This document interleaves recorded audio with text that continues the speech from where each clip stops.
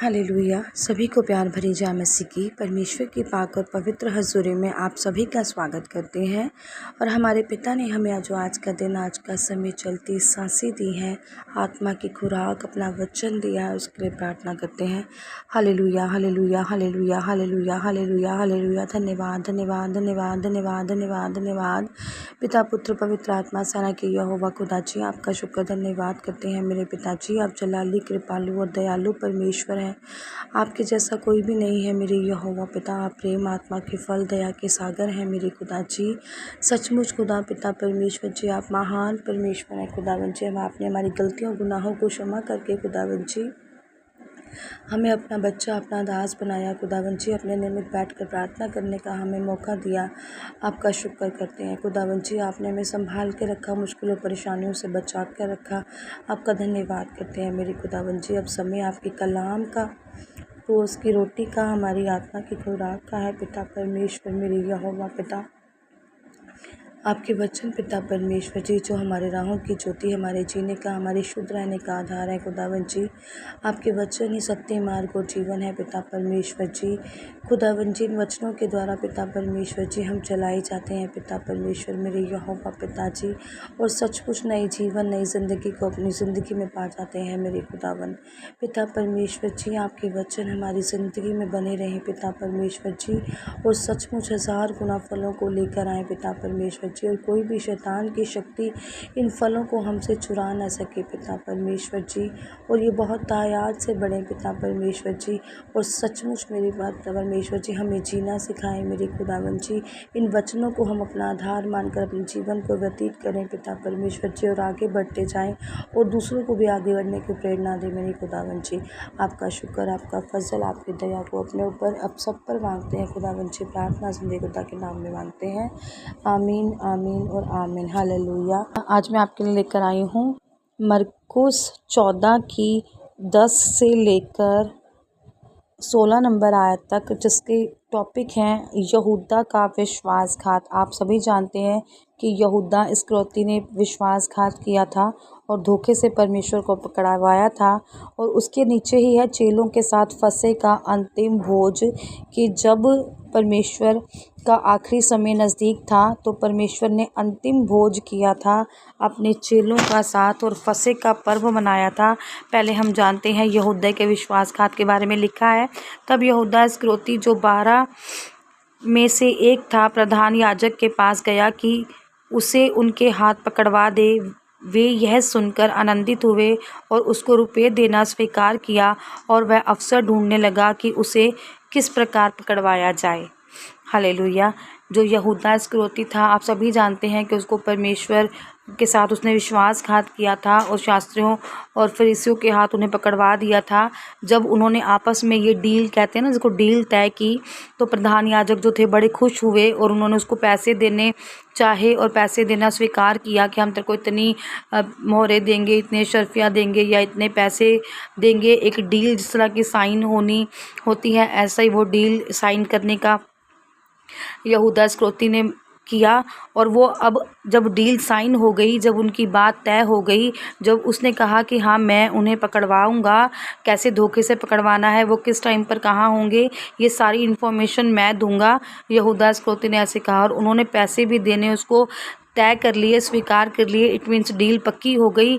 अब वह उस डील को पूरा करने के लिए अवसर ढूंढने लगा कि क्या सही समय, क्या उचित समय हो कि वो परमेश्वर के साथ धोखा करे और धोखे से उसे पकड़वा दे। हालेलुया। अब ये तो था यहूदा इस्करियोती ने जब डील साइन की, विश्वासघात करना जब तय हो गया। उसके बाद जब आता है कि चेलों के साथ फिर परमेश्वर का ये अंतिम तय था, और परमेश्वर ने एक भविष्यवाणी कर भी दी थी, या कहें कि परमेश्वर को पता ही था कि आगे क्या होने वाला है। लिखा है, अख़मीरी रोटी के पर्व के पहले दिन, जिसमें वह फसह का बलिदान करते थे, उसके चेलों ने उससे पूछा, तू कहाँ चाहता है कि हम जाकर तेरे लिए फसह खाने की तैयारी करें। उसने अपने चेलों में से 2 को यह कहकर भेजा, नगर में जाओ और एक मनुष्य जल का घड़ा उठाए हुए तुम्हें मिलेगा, उसके पीछे हो लेना, और वह जिस घर में जाए उस घर के स्वामी से कहना, गुरु कहता है कि मेरी पाहुनशाला जिसमें मैं अपने चेलों के साथ फंसे खाऊं कहाँ है? वह तुम्हें एक सजी सजाई और तैयार की हुई बड़ी अटारी दिखा देगा, वहाँ हमारे लिए तैयारी करो। चेले निकलकर नगर में आए और जैसा उसने उनसे कहा था वैसा ही पाया और फंसे तैयार किया। हालेलुया। अब आप सभी जानते हैं कि उस समय में फसह का एक पर्व मनाया जाता था। उस फसह के पर्व में अख़मीरी रोटी जो होती थी वो खानी होती थी उस समय में, और वो परमेश्वर ने कहा कि फसह का पर्व आ गया है, त्यौहार था एक प्रकार का, और ये मनाना था। और ये उस समय पर नहीं मनाना चाहते थे जब यहाँ पर ये ऐसी चीज़ें हों। तो उन्होंने क्या कहा कि तुम मेरे लिए फसह की तैयारी करो। तो उनके जो चेले थे उन्होंने पूछा कि हे परमेश्वर, तू कहाँ फसह का पर्व कहना चाहता है, कि हम कहाँ तेरी तैयारी करें? ये जो समय है, जो ये पर्व है, जो ये त्यौहार है, ये कहाँ मनाया जाए? तो परमेश्वर ने अपने चेलों से कहा कि तुम एक नगर में जाओ और वहाँ पर तुम्हें एक मनुष्य मिलेगा। जो चिन्ह थे, जो निशानियाँ थी, परमेश्वर ने उन्हें बताई कि ऐसे ऐसे चिन्ह जो तुम्हें मिलेंगे, और वहाँ जाना और वहाँ पर तुम्हें एक जब इंसान घड़ा लिए हुए मिलेगा। वो एक चिन्ह था कि जैसे जैसे तुम जाओ, जैसे अगर हम याद करें उस उदाहरण को, कि जब एक समय ठहराया गया था कि गधी का एक बच्चा था जिस पर ना किसी ने सवारी की थी, ना कोई चढ़ा था, ना उसे खरीदा बेचा गया था, वो परमेश्वर के लिए रखा गया था। ऐसे ही ये एक, जैसे कहते हैं ना, पहनशाला गेस्ट रूम के परमेश्वर के लिए था, और ये खुदा की तरफ से था कि अंतिम समय था और अंतिम समय परमेश्वर ने भोजन करना था, फसह का पर्व अपने चेलों के साथ मनाना था।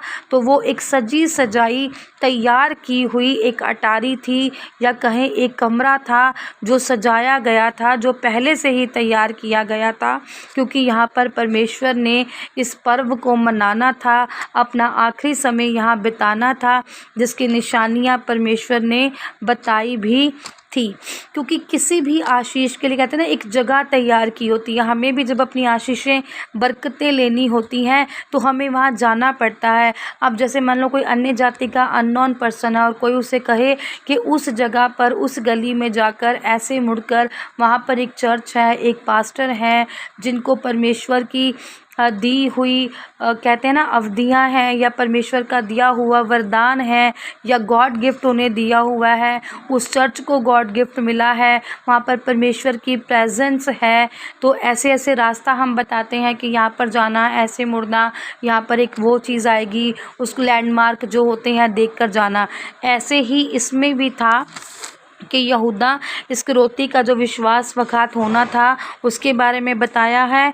और फिर जो चेले थे उन्होंने फसह का पर्व तैयार करना था, और उसके लिए एक स्पेशल जगह पहले से ही तैयार थी, पहले से ही सजी सजाई थी, और वहाँ पर परमेश्वर ने यह पर्व मनाना था, जो कि पहले से ही तय था। हालेलुया। पहले से ही उसकी तैयारी थी, पहले से ही पता था। ऐसे ही चेले वहाँ पर गए और सब वहाँ पर तैयारी हुई। हालेलुया। और ये ऐसे ही हमारी आशीषों के लिए, हमारी बरकतों के लिए भी एक जगह ठहराई होती है, एक पास्टर ठहराए होते हैं, वचन बाइबल पढ़ना ठहराया होता है, कि कुछ आशीषें जो हैं हमें जल्दी मिल जाती हैं और कुछ हमें थोड़ी देर से मिलती हैं, क्योंकि उनके पीछे भी एक रहस्य होता है। क्योंकि परमेश्वर ने सब कुछ सोचा होता है, परमेश्वर को सब पता होता है कि कब किसको किस समय क्या देना है और किस टाइम पर किस भली वस्तु की किसी को ज़रूरत है। हालेलुया। सर्वशक्तिमान साना के यहोवा खुदा, आपका शुक्र धन्यवाद करते हैं मेरे महान परमेश्वर, आप दयालु और कृपालु हैं। खुदावंद जी, आज आपसे प्रार्थना करते हैं मेरे यहोवा पिता, और आपकी कुर्बानी के दिन को याद करके पिता परमेश्वर जी आपसे प्रार्थना करते हैं, आपकी दी हुई कुर्बानियों के लिए धन्यवाद करते हैं मेरे यहोवा पिता जी। और जिस तरह से पिता परमेश्वर जी आपने अंत के समय में भी पिता पिता परमेश्वर जी, हर किसी को माफ़ करना बताया पिता परमेश्वर जी। जब आप पर कोड़े बरसाए जा रहे थे खुदावन जी, आपके ऊपर कांटों का ताज पहनाया जा रहा था खुदावन जी, तब भी आपने यही कहा कि इन्हें माफ़ करो कि ये नहीं जानते कि ये क्या कर रहे हैं मेरे खुदावन। पिता परमेश्वर जी, सचमुच खुदावन जी, आपके वो चीज़ कहने से, आपके वो शब्द कहने से खुदावन जी, आज हमें भी हमारे पापों गुनाहों से माफ़ी मिल गई है मेरे खुदावन जी। हम भी आप में पिता परमेश्वर मेरे खुदावन जी, अपनी गलतियों गुनाहों से क्षमा मांगकर माफ़ी को पा लिया है पिता परमेश्वर जी, और स्वर्ग राज्य के लिए तैयार हैं मेरे यहोवा पिता, सर्वशक्तिमान सेना के यहोवा खुदावन जी। आज आप एक एक जन को प्रेम करें, दया करें, आपकी दया आज एक एक जन पर उतरे मेरे खुदावन जी, और सचमुच खुदावन जी, ये जन आपसे प्यार करने वाले, आपकी हजूरी में बैठने वाले, प्रार्थना करने वाले और आपसे आशीषों बरकतों को पाने वाले हो जाएं। प्रार्थना जिंदे खुदा के नाम में मांगते हैं। आमीन, आमीन और आमीन। आज की इस प्रार्थना सभा को सुनना आप सभी के लिए आशीष और बरकत का कारण बने। अगर आप भी सिस्टर मनप्रीत के साथ अपने परिवार की समस्याओं से संबंधित किसी भी प्रकार की बात करना या प्रार्थना करवाना चाहते हो तो इस नंबर 6280896731 पर कॉल करके या व्हाट्सएप पर मैसेज करके अपनी प्रेयर रिक्वेस्ट को लिखवा सकते हैं। प्रेयर लाइन पर कॉल करने का समय सुबह 8 बजे से शाम 8 बजे तक का है। कृपया करके सुबह 8 बजे से पहले और शाम 8 बजे के बाद कॉल ना करें। धन्यवाद। सभी को प्यार भरी जय मसीह की।